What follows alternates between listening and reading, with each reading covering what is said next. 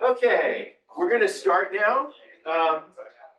Thank you all for coming. It's my honor and privilege to introduce today's speaker, Professor Angelo Guevara from Universidad de Chile. I'm going to say a few more things about his bio, but before going any further, I just wanted to be really clear for everyone that he is our Fulbright chair, who's in residence for the entire winter quarter.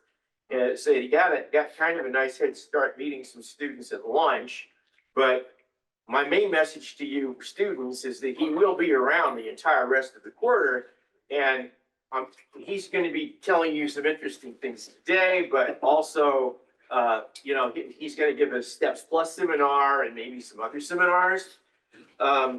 I also asked him to give a little bit more background about himself, which he will do first.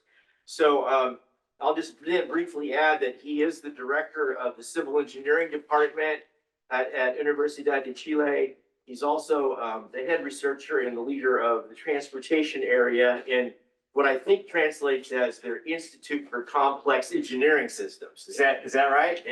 Yes. Which I actually visited and gave a talk a number of years ago there. So it's a great place to visit. He's affiliated with the Intelligent Transportation System Lab at MIT, which is where he got his PhD from, working with luminaries like Moshe Ben Akiva. He's a part of a strong tradition of transportation research coming out of the country of Chile. And part of having him here will be allowing us at UC Davis to strengthen our ties with those universities and have various research projects going on. So without any more ado, Professor Guevara. Thank you very much. So as David said, I will make a brief introduction of myself. So this is my profile. What I'm doing here, really, David said, Fulbright chair until March, thanks to David Bunn. He's been so nice for bringing me here. It's an honor to be here, to know and to learn and to understand how ITS works. I mean, we have the setting is very different from what we have in Chile. So hoping to learn a lot and also from the different areas that the nice people work here.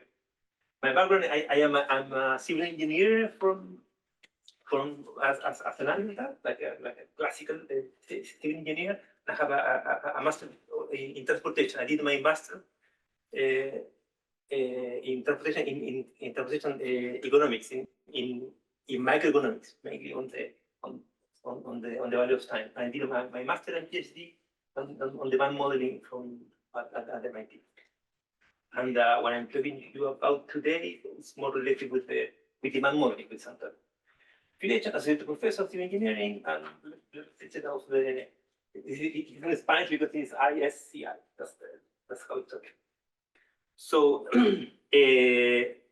where I'm from, I say I'm from Chile. Chile, I mean, I guess most of you know, but it's a almost like kind of dimensional country. It's a very thin country, very long country in South America. To make it, I mean, to show the thing. So in the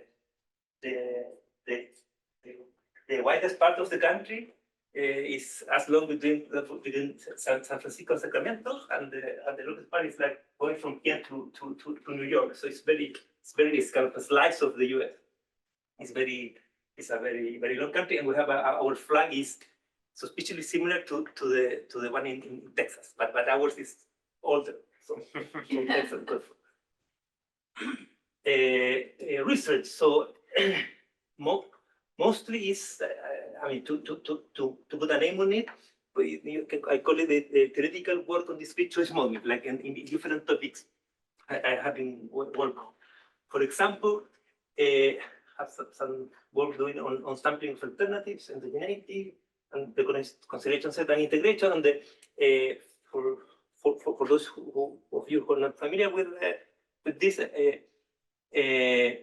when you have to model discrete choices, you have some agent or some individual making a choice and have some subset to choose from. So this sampling of alternative and the considerations of the ideas, how to deal with this unknown consideration set that the people is dealing with. And endogeneity is something that's more related with the econometrics.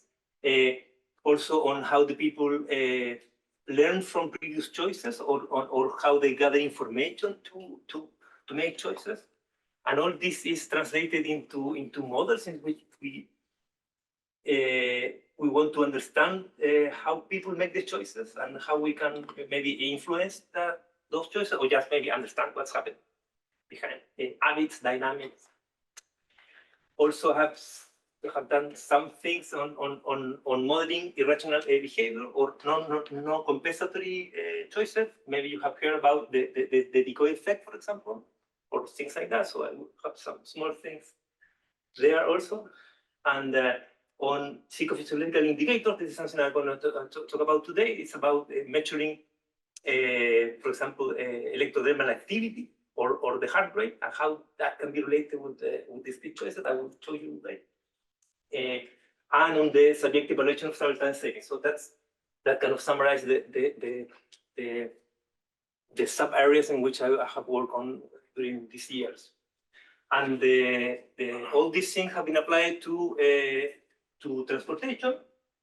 On public transportation mainly, I have one paper actually only on electric vehicles, trip generation, because I mean, during COVID, we were all trapped, so yeah, we did something about COVID and demand and cycling and residential locations. So, but today, what I want to talk to you about is something we are working on. It's a mix of two or three sub-projects that are related with the mixing these two things. The it's very difficult to pronounce this in Spanish, and in English it's more difficult. Psychophysiological indicator and public transportation. That's this. So this is the title. It's not a very good title. It's very long. All my titles are not bad. I'm not good. So it could be a better title could be like public transportation and emotions, or taking care of emotions, something like that. So it would be more catchy. So for the motivation that we need to explain. So why this is important. So the main motivation for this is about public transportation. So the main goal here is that I guess most of you who are related to ITS are aware that public transportation is key for having sustainable cities for different reasons. Regarding pollution and regarding congestion, basically because one bus can replace 50 cars, one metro train can replace 300 cars. This is a picture. This is Santiago de Chile. Yeah. So if you want to build a city that is feasible, yeah, you need to have good public transportation somehow.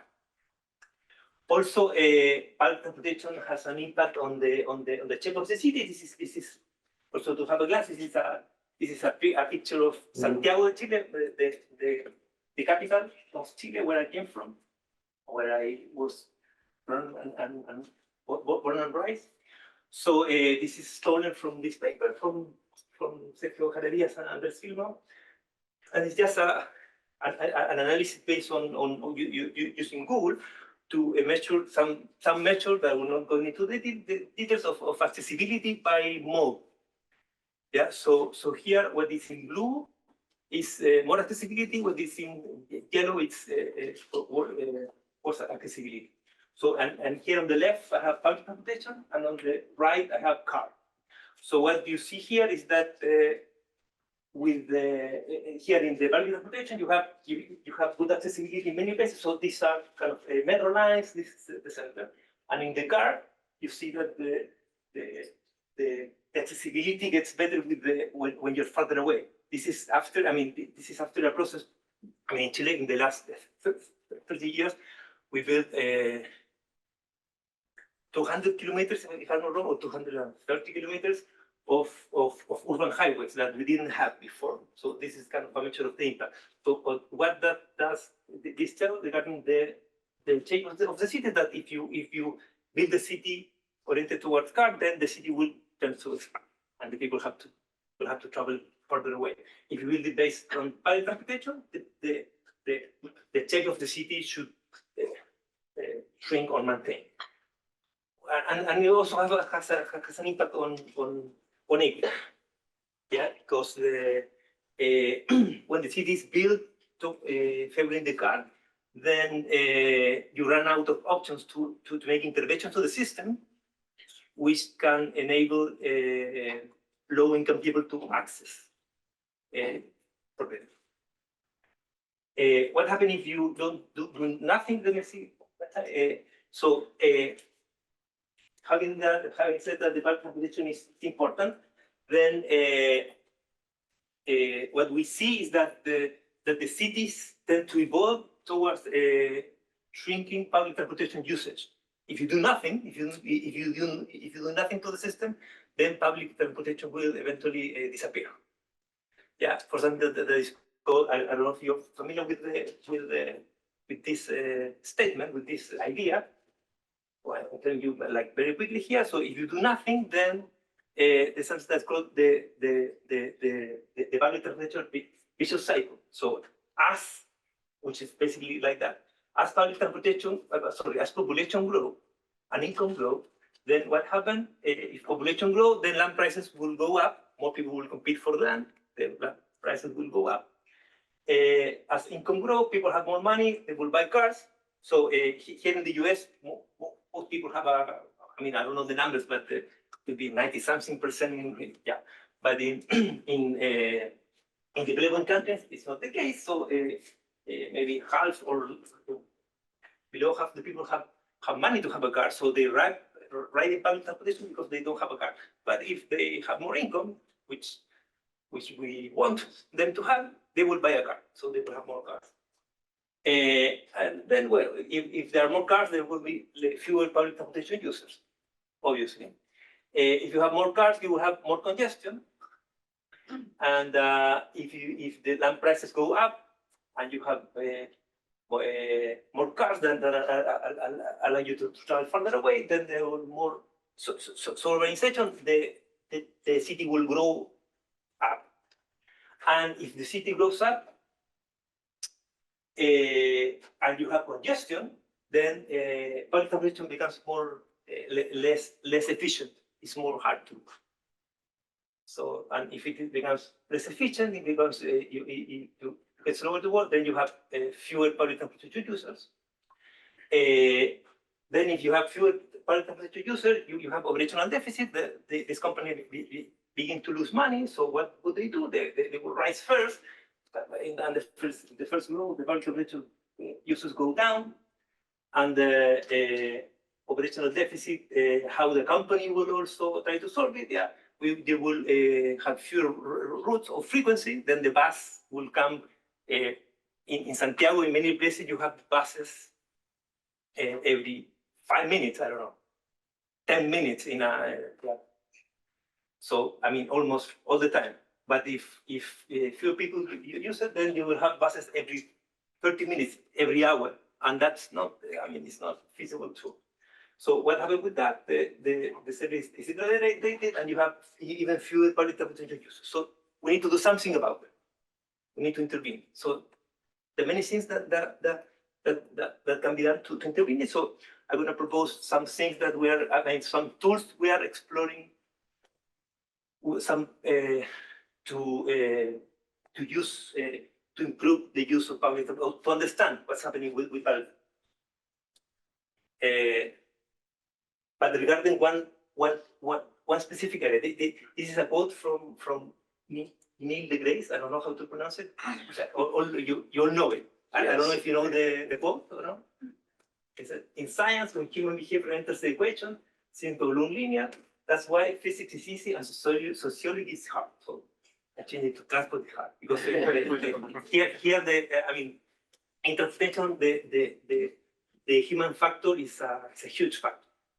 So we have to somehow take care about attitudes, perceptions, how the people learn, emotions, etc.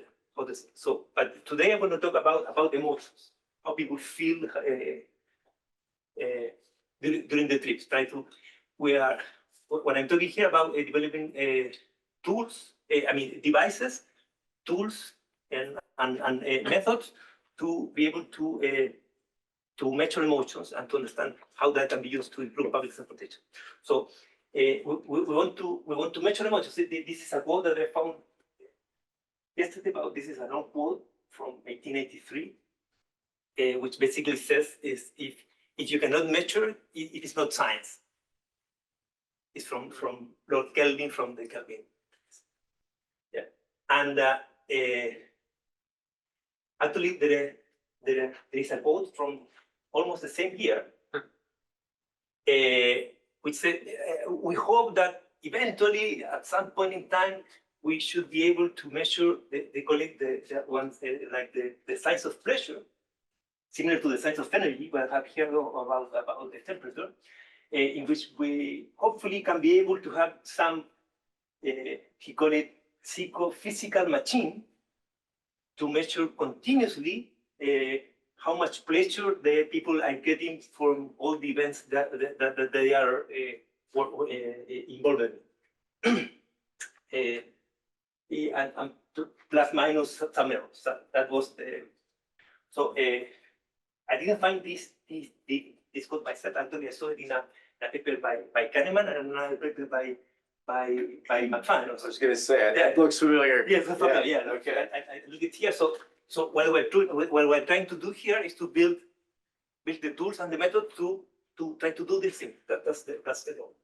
So what's the idea? So on the one hand, we have the psychological processes, the mental effort, the stress, satisfaction, how you feel, that are all synthesized in emotions. So you feel extremely happy in this talk. I guess I can tell from your face. So we can measure that maybe by asking, maybe at the end of the session I can ask you. I mean, from 1 to 10, how happy you were here or something like that. I think we should wire them up. Yeah. Or we don't wire them up. So in another area, we have seen these physiological processes. For example, the heart rate variation, electrodermal activity, etc. That can be measured continuously. I can put one wristband and can measure continuously.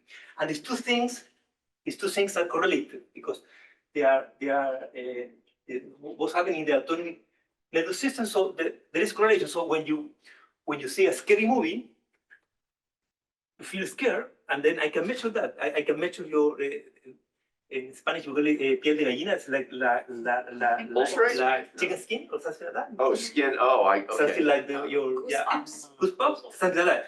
And you can measure that. You can measure it is electricity going on there. So you can measure that. So the idea is that we can measure this continuously, and we can use that as a support to infer the emotions that the people are feeling during the trip. That's the idea.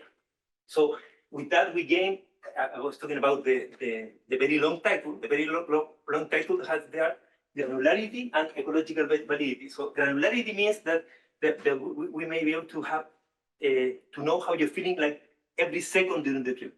This is granularity. And validity, ecological validity, in this sense, means that you cannot fake it. Because I can ask you about how was your public transportation trip yesterday, and then it will be contaminated with, I mean, I don't like this government, so I would put something wrong about it, or I don't know. But here it's very hard to fake how you feel. I mean, I'm truly feeling good or bad. That's the case. And regarding public transportation design and operation, what matters is what the people, what the individuals are perceiving really. So the goal here, the final goal is to understand, I mean, to develop this method and to be able to understand what's happening in reality on board. So how is this measured? Regarding emotions, first, there are many possible emotions. There are different words for that in different languages. But some people have worked on this. Russell in 1980 had, for example, this classification of emotions. This is very small, but they are classified in two axes, in whether they are pleasant or unpleasant, or whether they are activated or not. So for example, if you are happy, this is something that is pleasant and activated. And if you're depressed, this is unpleasant and non-activated. And if you're angry, it's unpleasant and activated, like that. So what we did, I will show you one experiment that we have. We replicated this it's called C-complex of emotion by Russell in a transportation context, and then we chose the using some method that I described there, the best words that would describe each quadrant, like activated and pleasant, for example. Yeah, and we asked the individuals to report every 4 minutes or 10 minutes how they feel, and which quadrant describes better how they are feeling now. Yeah, that's one thing. And on the other hand, we developed this wristband. This is a wristband that collect heart rate, heart variation, skin temperature, and electrodermal activity at high rates, like 100 per second, if I'm not wrong. It's like that, and then we can collect that data continuously. Yeah, it is not online, not at all, not yet, because yeah, we need to many processes, but we may map it continuously. That's it. So what we're doing, this is a conceptual framework for the people that have taken this the speed choice classes may be familiar with that. So this is a typical mode choice model, for example. So in a mode choice model, you have in these rectangles, you have the things that the researcher can observe. Here I have the attributes of alternatives and the characteristics of individual. The attributes are travel time and travel cost. The characteristics are gender, age, whatever. And we have the choice. The people choose public transportation, car, whatever. And the idea behind this description model is that there is some latent utility that attached to each alternative, and the idea is that the people choose the alternative with the largest utility. With this new framework, that incorporates the psychophysiological indicators, what we claim is that there's also, this part of this latent utility, some part of it is built from some latent emotion, how we feel, and also it's a very subtle detail, because here is IN, I is for the alternative, N is for the individual, and here I have INT. So this is how I'm feeling in this instance in the trip. So this somehow builds into the utility. Yeah, and how this emotion, this latent emotion, this instant utility, we later discovered. We built this, but we later discovered that Kahneman had one paper in which we called something that's very close to this. That's called this instant utility. So I think this Kahneman has many more programs than us. So yeah, we should call this instant utility. So how can we model this? So in the one hand, we call it granular events or things that are happening during the trip. The level of crowding, the level of the CO2, the noise. Whatever is relevant for the individual should be there. So sorry for the Spanish there.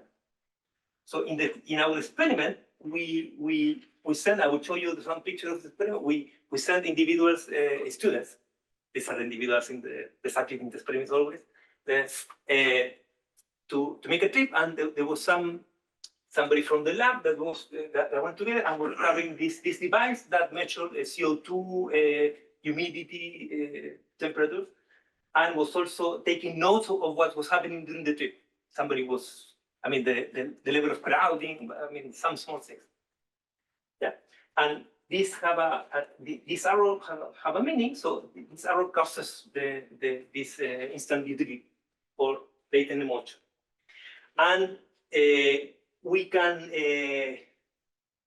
collect information about this instant emotion by asking the individual. So I'll show you. We have this application in which the girl have to mark how they feel, which quadrant they feel, and we also have these psychophysiological indicators that are indicators from the latent instant utility that are collected with this whisper.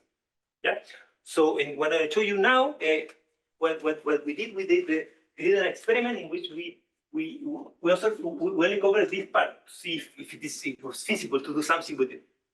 Yeah, to maybe to collect the data and to get some learning from it. So how was the experiment? So this is where I work. This is Universidad de Chile. This is where I study. So we have students starting from here. For the experiment, I mean each of the 44 students had we put the wristband and we took them to a room without light and with a kind of dolphins music to be relaxed. This was the baseline, and then they were asked to walk toward here, and here they took this red bus. It's a new bus. It's an electric bus that is electric, but it's also new, has air conditioning. It was kind of a top bus for us. And up to here, they have to transfer, and then they take a metro until Tobalá, I don't know. Then they have to walk there, and then here they have this is in yellow. It's a conventional bus. It's an older bus, much older bus, like 10 years older than the other one.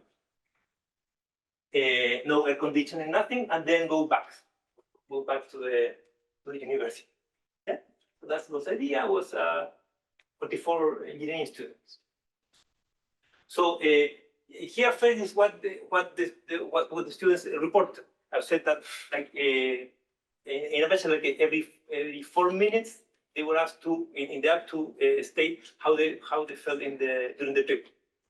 Yeah, and here are the colors. So I just marked what is bad here and pleasant. This here is the balance, stress, and sad. Yeah, and you can see that the conventional bus conventional. Yeah, that's the way around. Yeah, it was much worse as was expected. But this is kind of just stated on the. I mean, it is on the field. We also collected something like after the experiment, and turns out that after the experiment, at least in this application, the recall was always worse, a little worse, but statistically significantly worse than what was reported during the trip. Yeah, but on top of that, what we did two things. So the first thing, so I told you that there is, I mean, we want to use this fact that the psychophysiological indicators are correlated with emotions. And we have the stated emotions and the psychological indicator, the stated emotions, we have them only each 4 minutes, or it was between 4 and 6 minutes. Yeah, so we have some statement, but we have a continuous measure of the psychophysiological indicators. So we use that correlation to train with some machine learning method. I will not go into the details with that because that will pass with my collaborator, with Angelo Jimenez. We use that basically to calibrate the model. We use these stated emotions as the tags, and then we can take advantage of the continuous. I mean, having a model for that correlation, we can use the continuous information on the psychophysiological indicators to map how the people are feeling, like at each second. So here's this question. Yeah. Do you worry that the students kind of know what they maybe are supposed to say? Okay, and then is it possible from using the analysis to kind of separate out that effect? That they know what to say? Yeah. What do you mean? Well, you know, in other words, they're going, well, I'm on this bus. I think the professor is going to expect me to say this is bad compared to being on this other bus. No, I don't know. They didn't. I mean, that's an issue. It's an issue, but you also have these other measurements. So We also have these elements, but in the experiment, they were just told to follow the leader. They didn't know exactly which modes they were about to use. Yeah, that's helpful. Yeah, it may be contaminated by in the statement. Yeah, but in the collection of the indicators, no, they are objective. Exactly. But there is an issue. There is an issue definitely. So what we did with this, we were able to do to make things like this one. So this is a map of only, this is a balance. This is the unpleasant. So the darkest color is when the people feel worse, and when the lighter, they feel better. So you recall, so the worst part is this one, is the one with the conventional bus, as we expected. And we also see that there are some sectors that are seem to be consistent. This is an average of all the individuals. Yeah. So there seems to be something happening here that we cannot link directly because we didn't develop the experiment specifically for that, but we may link this to levels of congestion in this part in which the trip on the bus was worse for the individual. We also see bad things happening here, which is transfer, yeah, and at the beginning here, in some place where they work. So this is one thing. So one potential tool. So we're working in a we were talking before with the professor, yeah, about the trying to move this into practice. So we're working in an applied project in which we are use these tools to try to develop tools for the transit agency to identify the sectors of the city which they are forcibly perceived by the individuals with these kind of tools.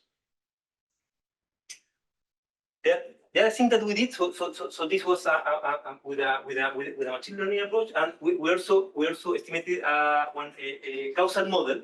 Causal model means a relation between try to understand the things that are causing what's happening. So this is the part that I marked in red before. It's only the part that have these granular events or the environment events and the state emotions and the psychophysiological indicators, and we build with all that information one latent variables model. But it is not a choice model. But so what we have here, so here we have the impact of CO2, brightness, noise variation, temperature, humidity that was measured with this device, and the assumption or the assumption that this environmental things have some impact or may have some impact in the instant utility or the latent emotion that the people are feeling during the trip. And also we have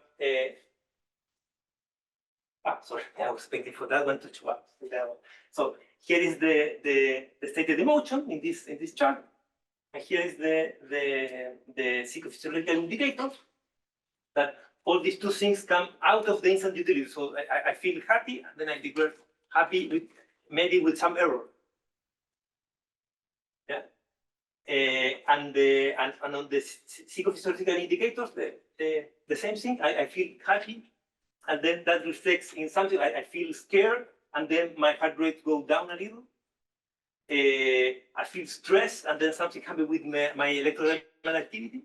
So these things have been studied in the lab before, so we are expecting some things to happen, but those were not studied too much like on the field, because it is hard to take this type of devices to the field.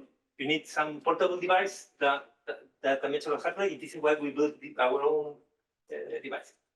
And also we have here a collection of the mode in which the people were traveling, the level of crowding, whether they are sitting or not, the time, etc. So what we found, so you can clearly see here. No, it's impossible to see now. but I will make a summary. I will make a summary here. I'll try to make a summary here just on the big results. But trust me that there are numbers behind it. That's we're trying to do science here. So this is so here we have a graph of here we have balance. So this is more positive. People are more happy if you want, and activation over there. And this is relative to travel time to make because. Yeah. So what we found in this specific application, it doesn't mean that it will happen always. For example, we have there's only one characteristic of individual that was significant. That was gender. Yeah. Why only that one? Because everybody here were engineering students. So they were almost the same age, so there was no difference. I guess there are some differences regarding age, regarding knowledge of the system. I don't know, but the only thing that show up is that female they were more activated during the trip for some reason. We don't know. They were more. But I mean, at least significantly, it was not positive or negative, but they were not activated in general during the trip. Yeah, so that's one find. The other finding was about the new bus, the electric bus, which is electric, air conditioning. It was brand new. It was, I mean, almost. So we see that it is positive. It's on the right. It's positive and activated. The people are kind of happy on it. And when the bus goes faster, even more happy and more activated. I kind of enjoying the trip. I don't know. You can claim it later. On the other hand, with the conventional bus, it was actually an older. I didn't bring the picture here, but it was an older bus. It was not that older, but 10 years older. But it was it was negative and activated also. Yeah. And you guess what happened with the faster bus? So in this case, was the contrary. When the old bus went faster, people were more unhappy or scared, I guess. I don't know, but it was a lot more over there. Also, we have with the crowding, we have crowding will have a negative impact on how the people feel, and the people is negative and not activated, so the people kind of get depressed to condense it in a word. I don't know what. I mean, this is an average of all the individuals. One important thing is that every individual is different, and you can model them separately. People react to the same event. We don't have this analysis yet, but to the same event, two individuals react differently. With the same picture, some people love it, some people hate it. Yeah. Now, is that for regardless of bus or for conventional bus? Or? No, it was in total. Oh, okay, Oh, so yeah, that's true for all, it doesn't For all matter. we didn't. It's sort of an average. Yeah, another, yeah. Yeah. I don't recall if we explored if it was different by mode or we were not able to identify it with the data that we had. But what we found that was worse and was negative and non-activated, and when the crowding went up, was even worse. This relation kind of makes sense, but also I want to remind that we have a value for that. So in theory, I mean, integrating this model with a traditional choice model or a stated preference, I don't know. We may put here some money. We can measure the impact of the level of crowding, and then for example, we can value. We can assess the feasibility of implemented projects that will reduce crowding or not. And other things, humidity has an impact there with the temperature. The other ones are more. This is humidity and temperature negative, and noise. This is noise was activated, and noise variation was people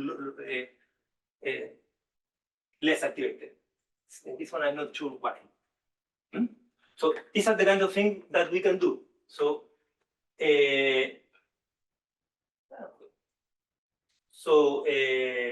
summarizing, we developed a theoretical framework and method based on portable, miniaturized psychophysiological. It's very difficult to say in Spanish and in English. Sensors to create emotional maps and causal relations that can relate the factors that are causing how the people feel during the trip. And then with that, we can identify tools to improve the public transportation system. That's it. So it's kind of too small, but what can this be used for? To make inform public transportation design system, like on a classical way, to identify the impact or to assess the impact of the level of crowding, whether or not the buses have air conditioning, the quality of the transfers.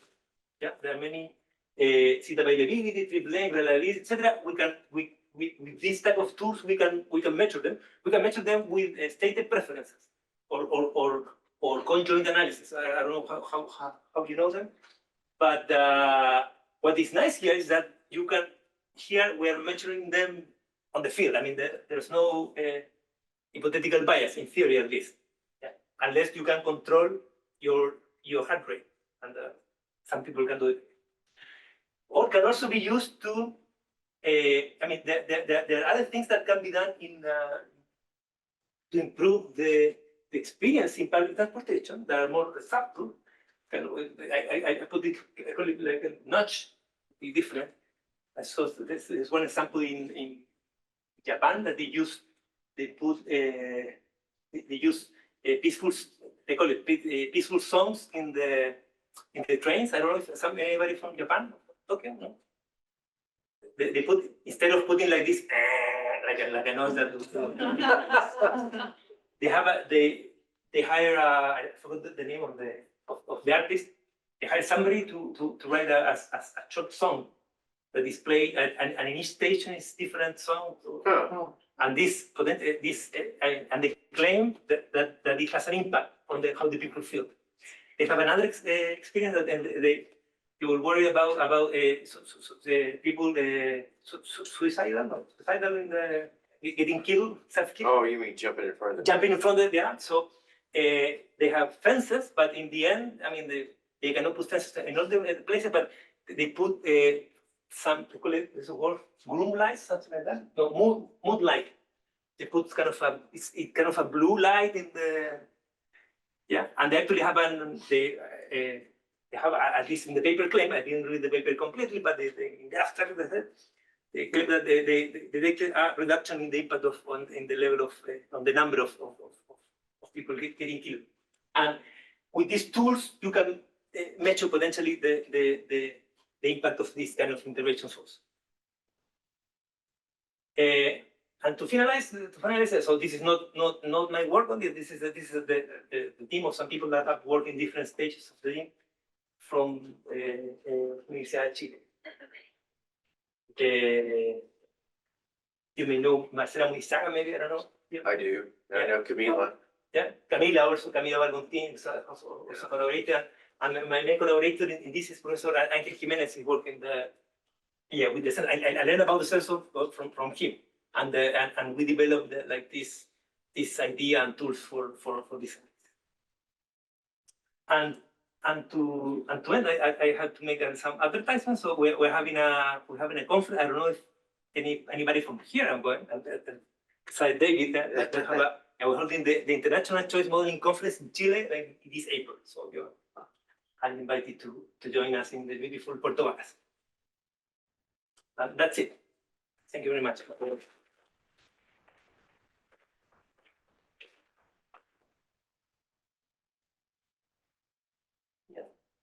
Hello, very interesting presentation. Thank you. I was wondering, did you think about controlling for like the route characteristics in the utility equation? Yeah. Things like speed breakers and like the kind of surroundings where they're passing through, stuff like that. Yeah, we tried to do something. I mean, in this experiment, the students were asked to follow some specific paths. So we have the mode. Yeah, but we want to also consider like other contexts that may cause something. We haven't considered that yet because it's not that easy to collect. We're performing another experiment in which kind of real people are making real trips. We lend this device to the people to get home and then travel work, and then the routes that they use were all different, and then and in that case we want to control. And the idea is to identify which are the things that are really causing relevant impacts in the individual person. Yeah. Is the study on the way, or you plan to do that?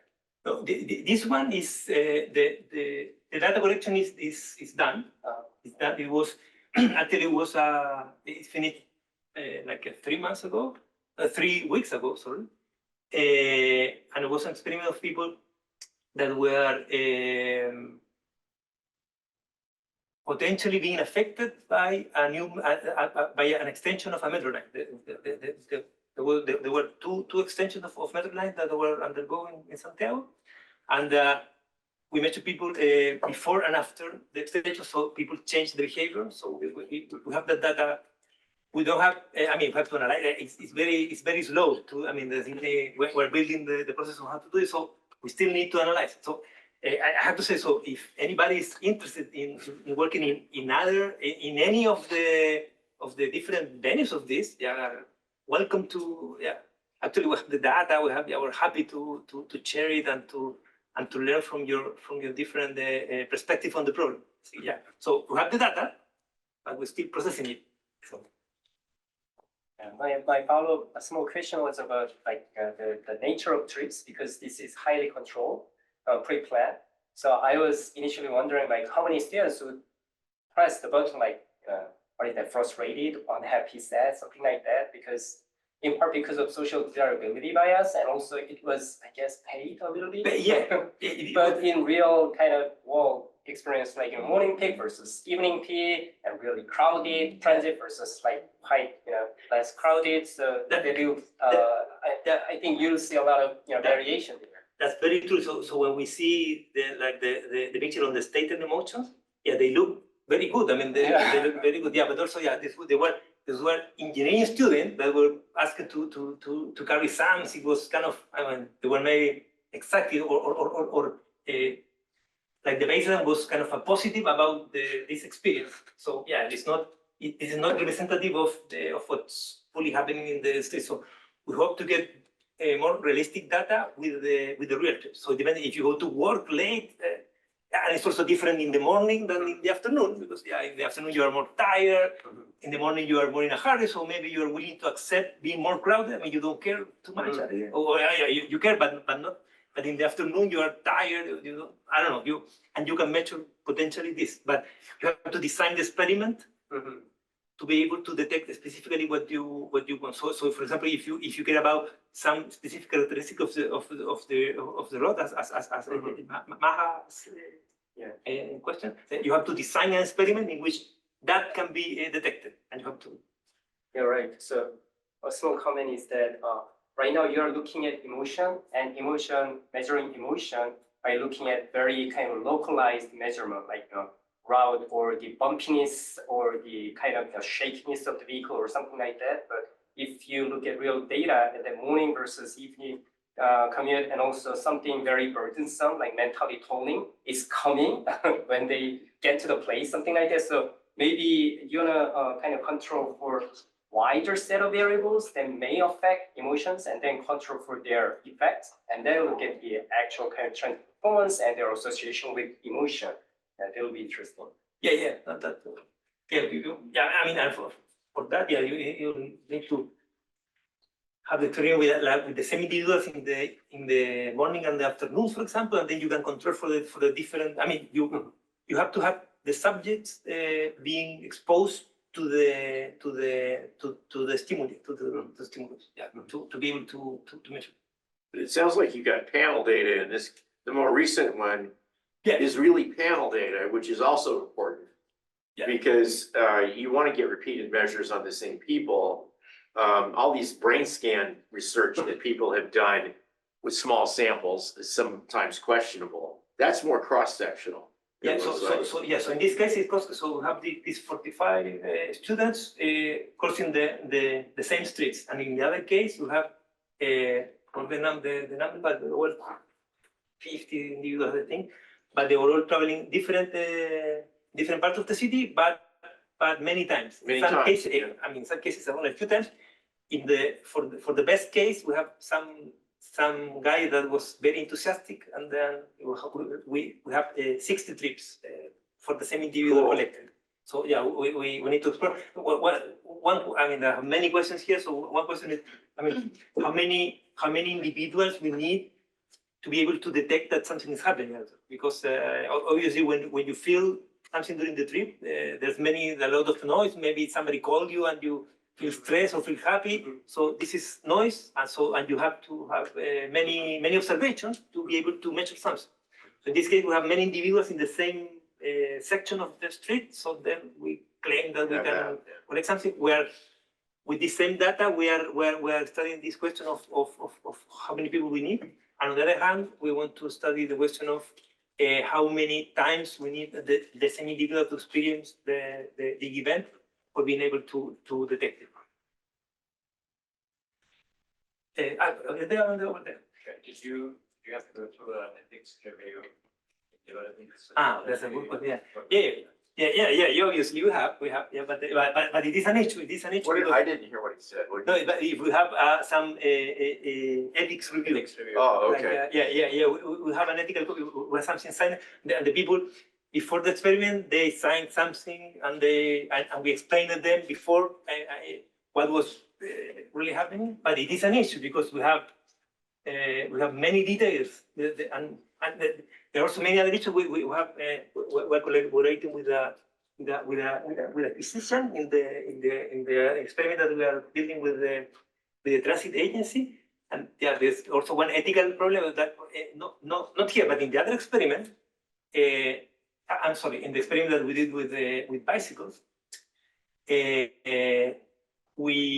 the experiment, we measure heart pressure and all the things, and in some cases you find out that people may have problems. So Yeah, that's just basically medical data. yeah, medical data. Yeah. And yeah, obviously everything is anonymized, but it is an issue. It is an issue. It is not hard.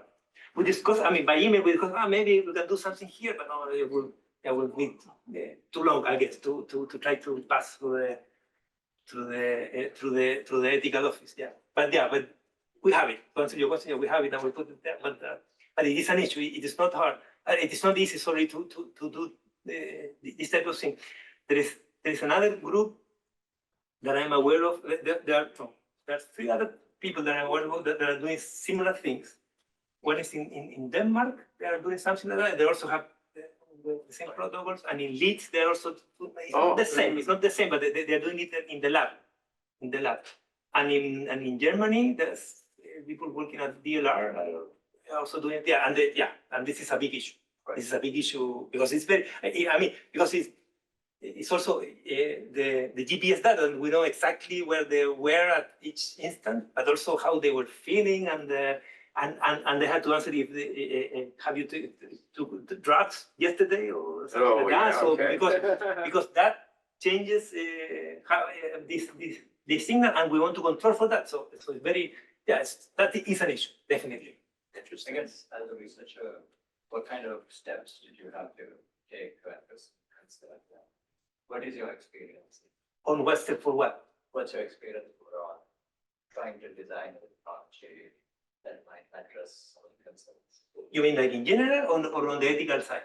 On the ethical side. What's your experience with? Yeah, no. I mean the process, at least in my university, you have to describe what you're going to do, prepare a.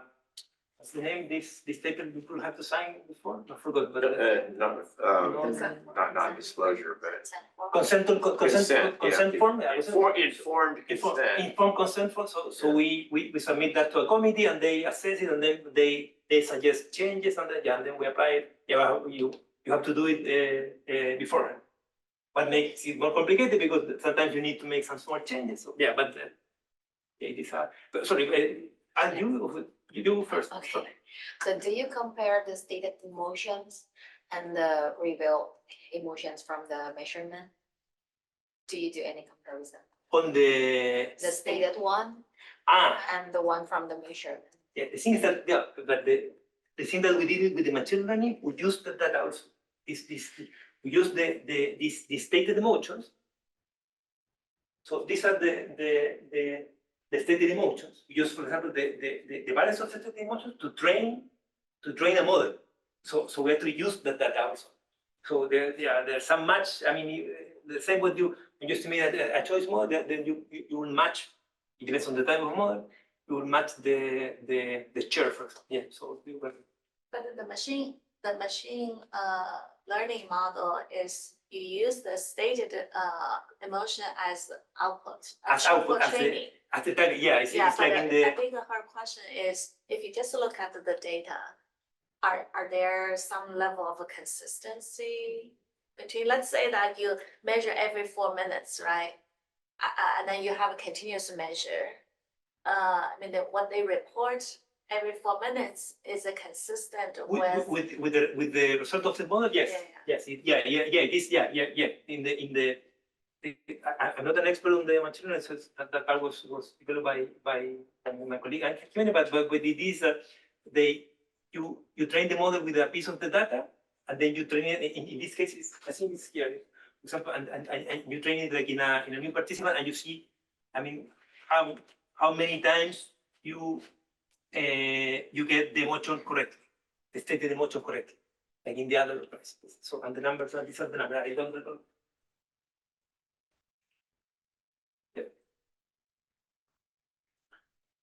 I have a question about the application of such a methodology in the US. I don't know about the context that you were working on, but in the US, I will argue that there are certain stigmas about certain modes, like public transit. For that reason, I am wondering whether the instant utility got impacted by how people perceive public transport in general. Maybe they feel in a certain way about the noise level, about the crowdedness, about the like the warmness of the bus, because they do not have positive perceptions of bus. I think that would be the case in the US. So I was wondering like whether you were able to account for something like that. Is instant utility directly impacted by what's happening at that exact moment, or it is being impacted by how a specific individual feels about that specific moment? It is a very good question. Not sure if, yeah, I was thinking, I mean, I'm not sure if I would be able to, I mean, with the setting of the experiment, I don't know if I would be able to identify, for example, if the impact of noise was different by stage, by mode, what we call it here.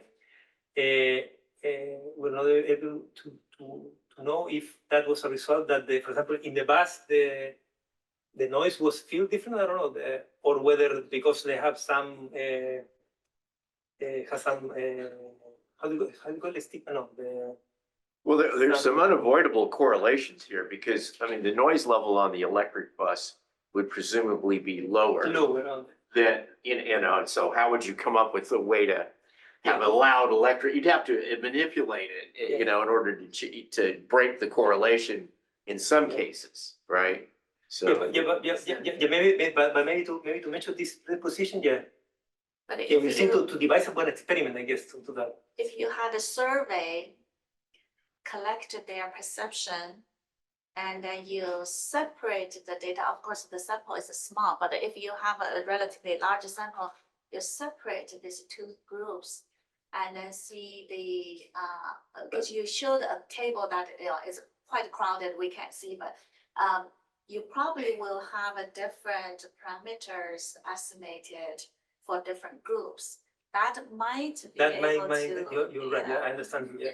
So if I get some information of like these 20 individuals or these 30 individuals are more pro transit, do they feel differently? I have to control for other things also, but yeah, He's got engineering, college sophomore engineering students. Yeah. I mean, that's a pretty well-defined group already, right? Yeah. So you'd have to get some, some other people. Right. So, You have to. Yeah. Other questions here? Yeah. On your map graph with the data points, why is the conventional bus, those data points look much more spaced out? Is it traveling significantly faster? If you mean space up, yeah. I don't know if there's a trick for the, because this one are up over it. No, this is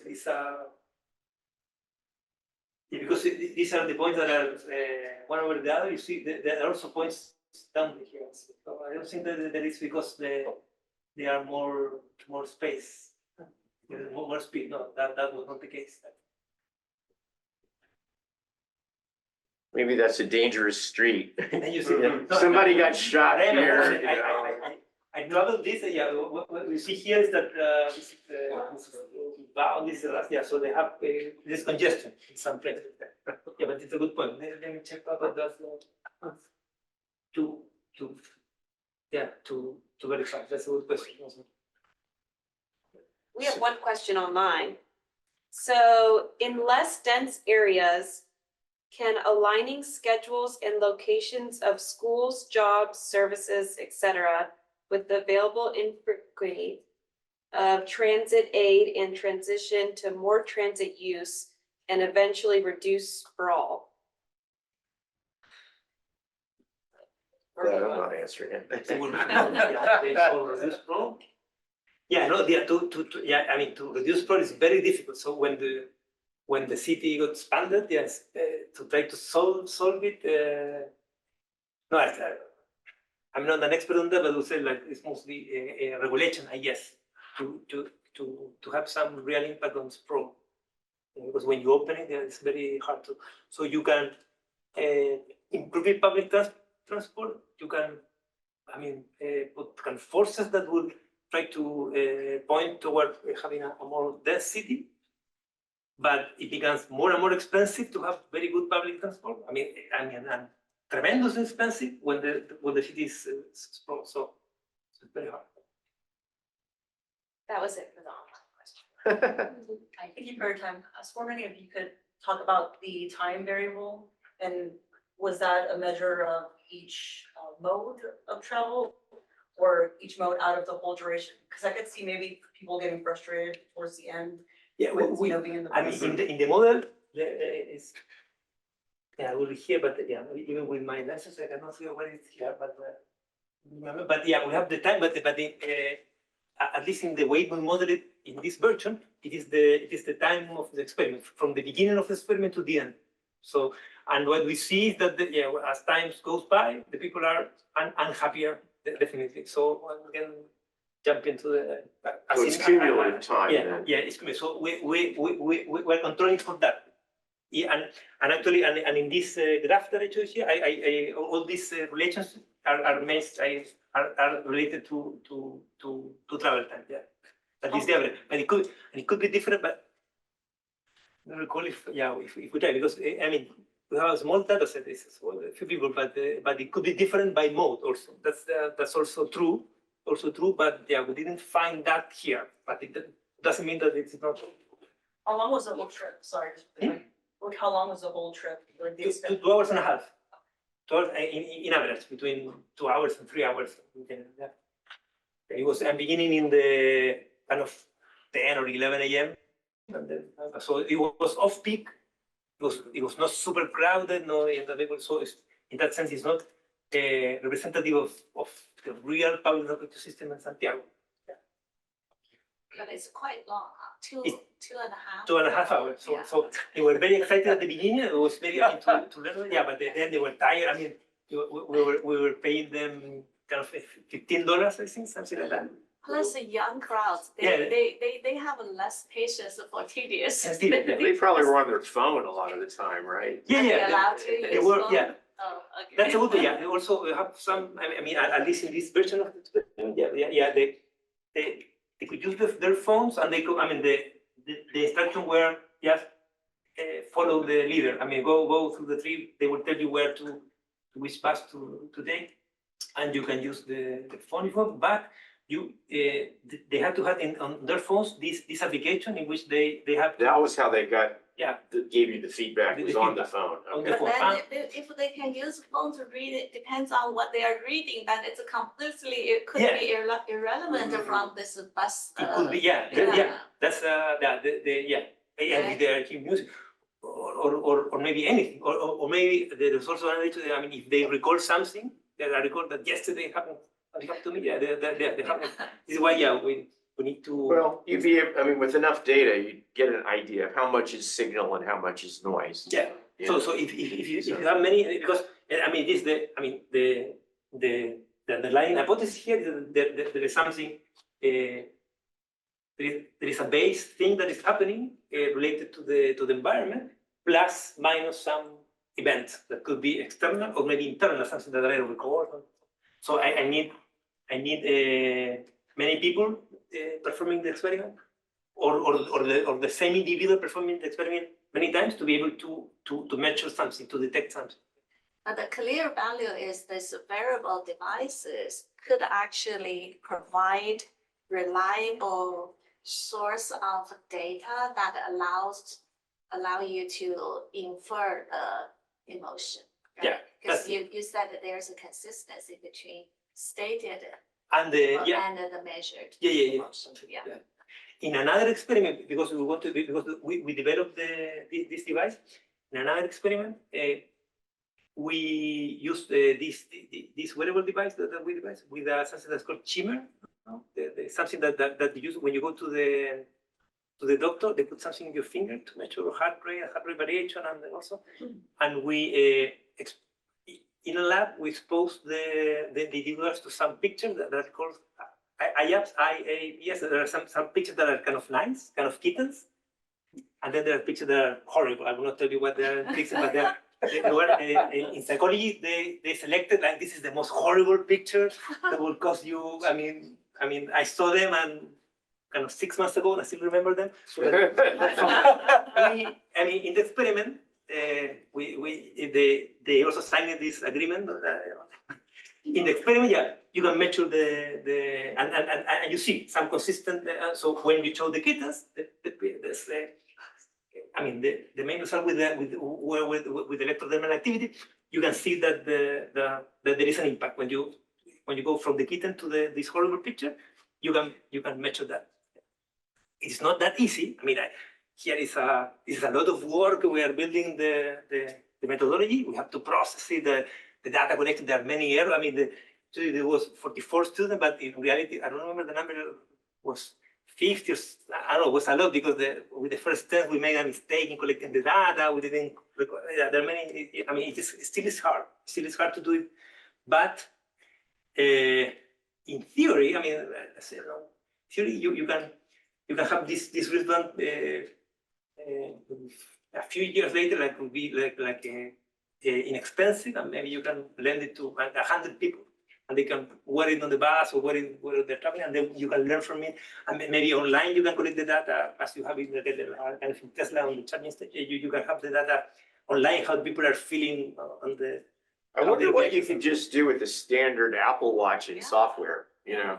We haven't done that, but there's one difference because this commercial this one they collect data, but on a lower frequency.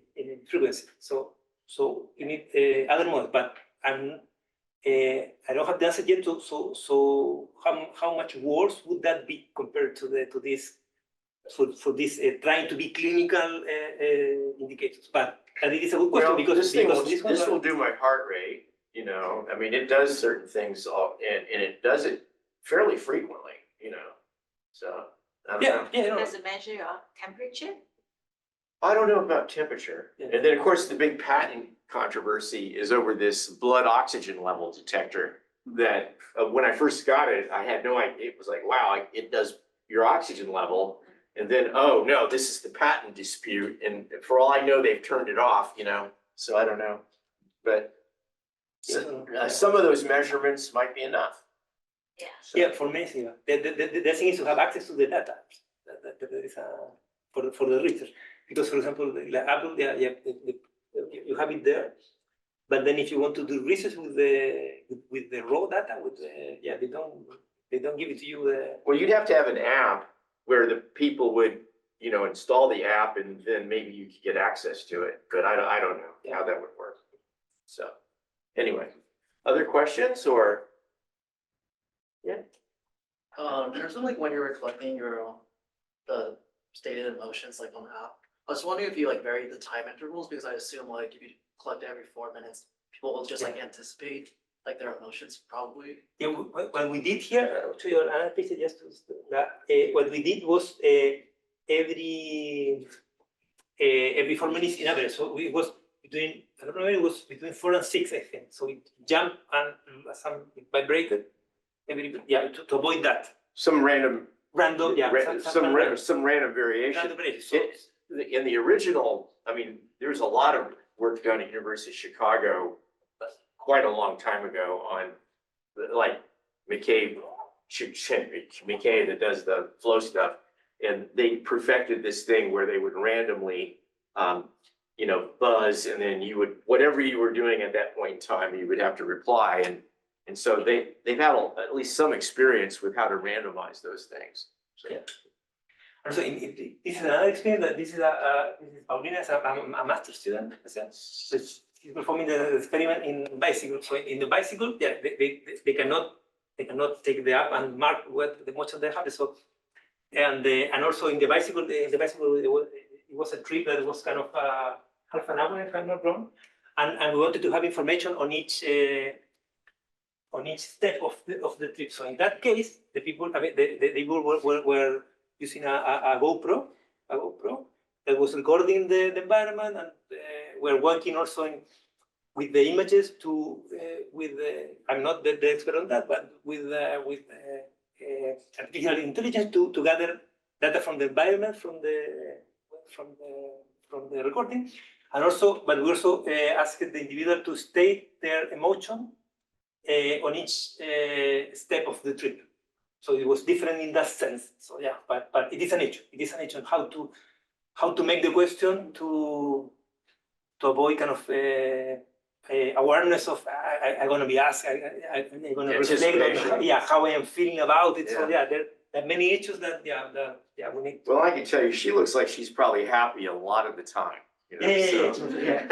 Also in this case, that's the bias inevitably. So we invited people and we pay them a little, but they were all cyclists, so the people love going by bicycle. So yeah, so it's bias in that sense, inevitably. Yeah, but we're able to detect some different. I mean, this is. I mean, she's finishing her master's now, so yeah, we have the data and have some preliminary models. Okay. All right. Thank you very much.